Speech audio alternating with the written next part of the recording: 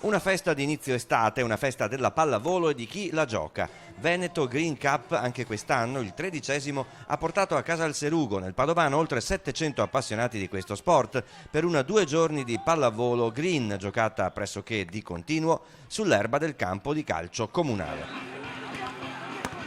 Allestiti 24 campi di volley a 4, 3 le categorie di partecipanti, quella hard dove ci sono pallavolisti esperti, la soft per tutti gli altri più qualche inserimento dalla hard e la easy per quelli che sono venuti al torneo per la compagnia. Compagnia che può anche stabilirsi agli impianti sportivi di Casalserugo piazzando la tenda da campeggio.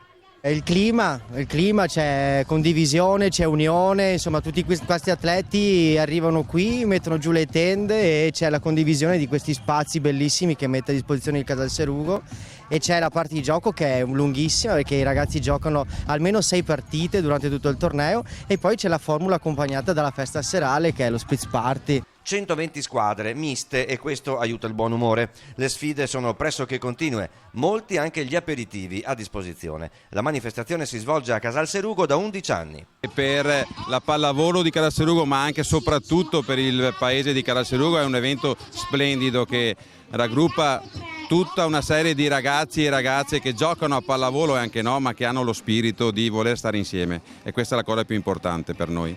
C'è un premio in denaro solo per la squadra vincitrice del torneo hard, quello per gli esperti, diciamo, per le altre accessori sportivi, buoni acquisto e bottiglie di vino.